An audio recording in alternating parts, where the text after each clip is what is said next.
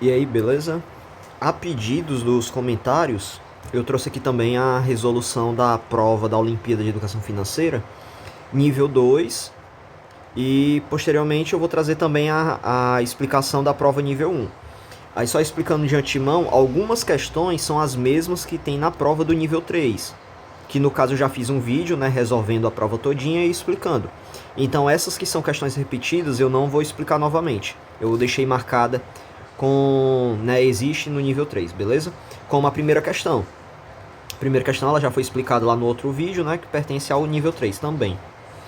Então eu vou explicando só as questões que são totalmente originais da prova. Questão 2. Francisco estava lendo um livro de fantasia sobre a história da rainha Aline, famosa por criar a primeira moeda da história de seu rei. Substituindo o antigo formato de troca entre roupas e alimentos, que isso aqui, para quem não sabe, né, é escambo, que era o método antigo de compra e venda. Então foi feita a criação da moeda, né, uma etapa fundamental para o sucesso do reino de Aline, já que o item correto, né, o item para não confundir, os itens corretos eu estou marcando com a caneta vermelha, onde a criação da moeda simplificou e padronizou o processo de trocas comerciais. Eu peço desculpas pelos riscos azuis, mas é porque na internet o arquivo da prova não tinha um arquivo da prova limpo. Alguém já tinha rabiscado, né, e veio essas marcações juntas. Mas os itens corretos eu estou marcando com a caneta vermelha para não confundir. Então a criação da moeda, né, ela simplifica e padroniza o processo de trocas comerciais. Os outros itens estão todos errados.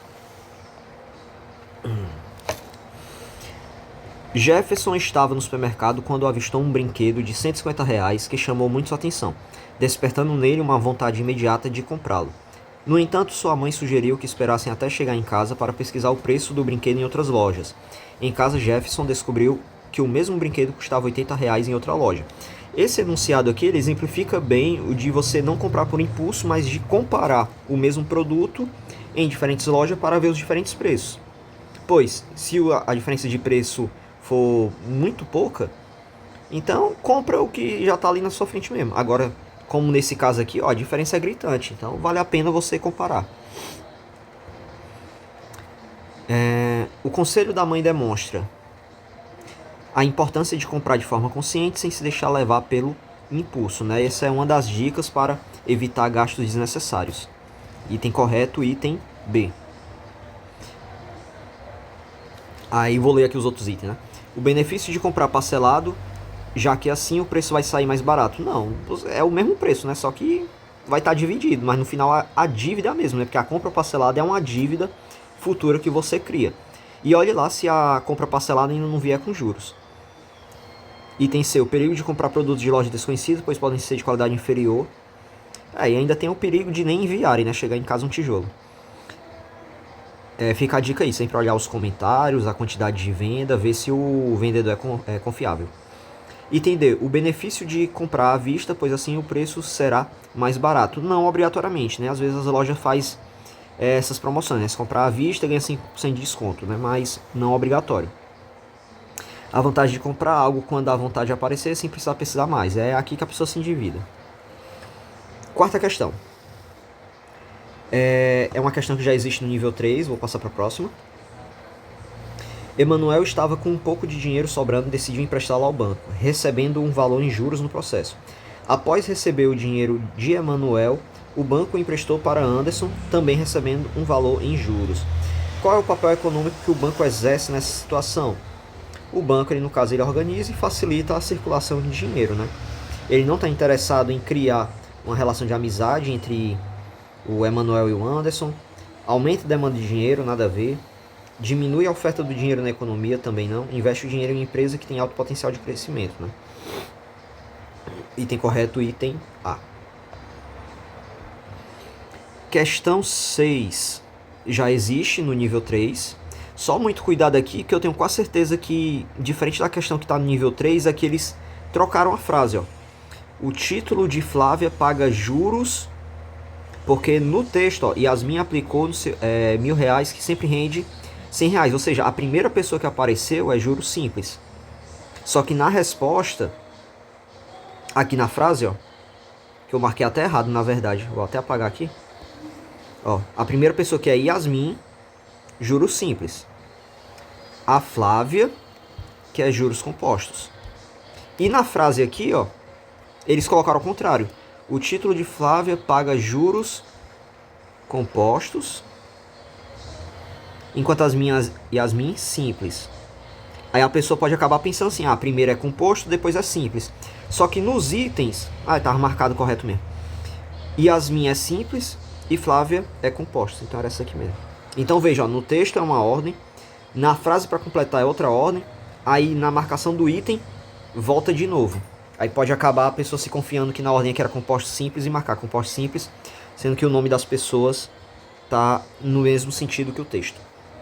Foi só uma coisa para comentar.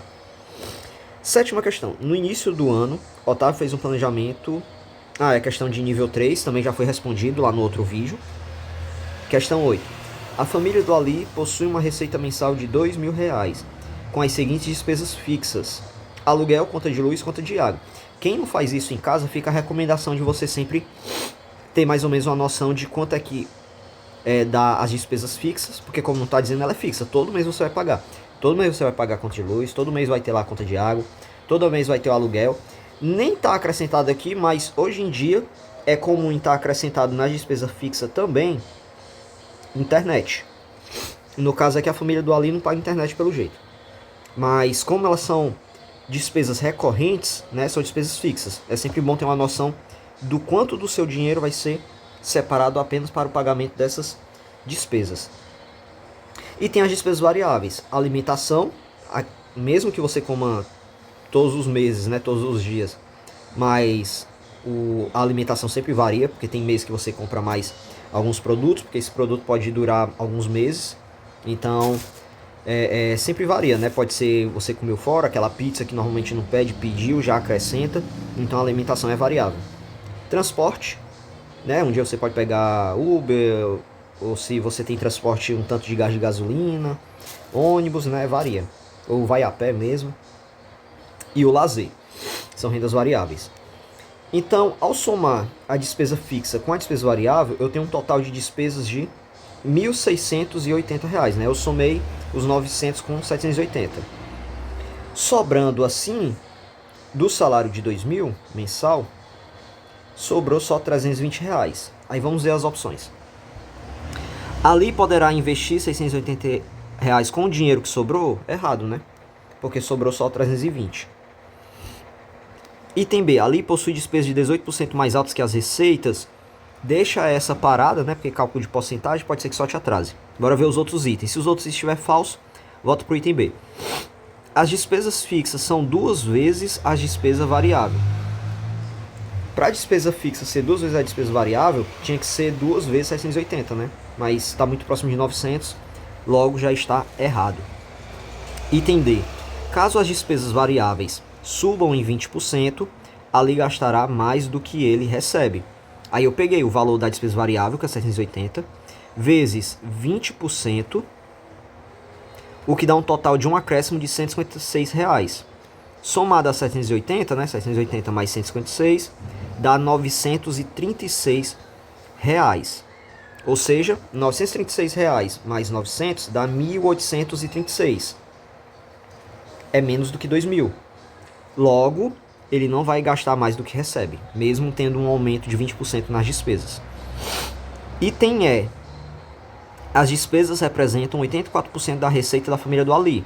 Para fazer isso, eu pego 84% vezes 2.000, que é a renda mensal, que deu 1.680. E ele está dizendo que a despesa nessa porcentagem, que corresponde a esse valor... Será que é verdade? Aí a gente calculou aqui, realmente é verdade. 1.680, que corresponde aos 84%. Então o item correto é o item A e nem precisou calcular o item B. Nona questão. Um explorador está na selva em busca do lendário título perdido do Tesouro Direto. Após muitas semanas de busca, ele finalmente encontra o local onde está escondido o título. Porém, ao chegar lá, ele se depara com o guardião do título. Para passar pelo guardião, o explorador terá que demonstrar seu conhecimento sobre títulos de renda fixa. Qual das afirmações abaixo o explorador deve fazer? Nos títulos pré-fixados, o investidor só descobre o rendimento no dia do vencimento, resgate? Não, esse é o pós-fixado. Nos títulos pós-fixados, o investidor já sabe a rentabilidade final desde o início? Não, esse é justamente o pré-fixado. Item C, os títulos híbridos, né, que junta pós e pré, que ele explicou aqui, como o IPCA, que é pós, porque é um índice, mais 6%, que é a parte do pré. Então, realmente, é um título híbrido. Item correto, item C. Item D, os títulos do Tesouro Direto são emitidos por bancos, não é o governo. Item E, o CDI, a taxa básica de juros, não é a Selic. Questão 10. A questão 10, existe essa mesma questão também lá no vídeo da explicação do nível 3, então vou passar para o 11. Augusto quer investir em um CDB de banco inteligente, o banco oferece um CDB pré-fixado de 10% ao ano e um CDB pós-fixado de 100% de CDI.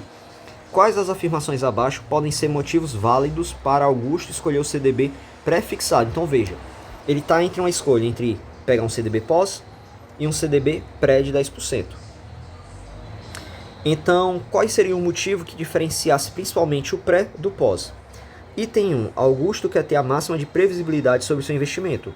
Correto, porque no título pós, como está indexado ao índice CDI, você não sabe se daqui a 3 anos vai estar valendo a mesma coisa que hoje. Daqui a 2, daqui a 1, daqui a 5 anos. Então não é tão previsível assim. Item 2. Augusto acredita que o banco inteligente não vai quebrar durante o período. Isso aqui não é desculpa, porque os dois são CDB do mesmo banco, independente de ser pré ou se é pós. Esse argumento vale para os dois títulos e não para diferenciar eles. 3. Augusto acredita que o CDI médio no período vai ser abaixo de 10%. Então vejam, já que Augusto acredita que o índice de CDI vai estar abaixo de 10%, é muito melhor ele pegar um pré-fixado de 10%, porque aí ele vai ganhar mais. Agora, se ele acreditasse que o pós-fixado estaria 11% na média do período que ele vai investir, né, mais do que 10%, então é lógico que a pessoa teria que preferir o CDB pós, na vez do pré. E a o quarto item, Augusto quer investir em um título garantido pelo FGC. Os dois são garantidos pelo FGC, né? Então serve para os dois, não conta. Logo, o que vai fazer ele escolher é os argumentos do item 1 e 3, item correto C. Questão 12, Carlinhos aprendeu que pode investir em títulos do Tesouro Direto para complementar a aposentadoria. Essa questão já tem no nível 3, né? Que é o Renda Mais.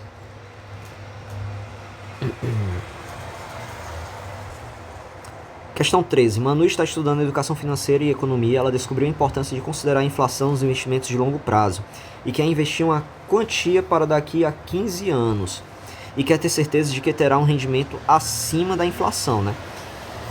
Ela também sabe que a inflação média nos últimos 10 anos foi perto de 5%. Então, se a inflação média dos últimos 10 anos é 5%, ela está considerando que o IPCA, que é o índice que acompanha a inflação, vai estar em torno de 5%. A melhor escolha de investimento para Manu é... Aí vejam, CDB pré-fixado ela vai ganhar 6% ao ano.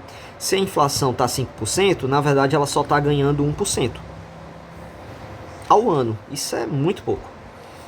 CDB pós-fixado de 106%, né?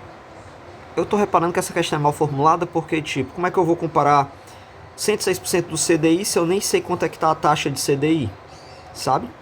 Porque se o CDI tiver 10%, 106% é acima de 10%. Se ele for comer os 5% da inflação, daria acima de 5%. Então, tipo, como ele não diz nada, eu não posso considerar que essa afirmação é verdadeira. Falta informação para o item. Então, dentro das informações que eu possuo, o item C estaria correto, porque é o Tesouro IPCA mais 5%. Porque ele está me garantindo que eu vou ganhar 5% acima da inflação. Entendeu? Então já é uma garantia que eu vou estar ganhando acima da inflação. Aí tem comprar um ETF que replica o índice Ibovespa B3, renda variável. Comprar uma debenture de uma empresa que paga CDI mais 6%, né? Eu não sei quanto é que está o CDI. Aí eu achei uma questão que está mal formulada, mas tudo bem. A B3 surgiu, questão 14 já tem no nível 3, questão 15 também já está no nível 3, né? Eu deixei marcado aí para ver qual é a resposta correta, mas a explicação já está no vídeo do nível 3. Agora, encerrou. É a última questão.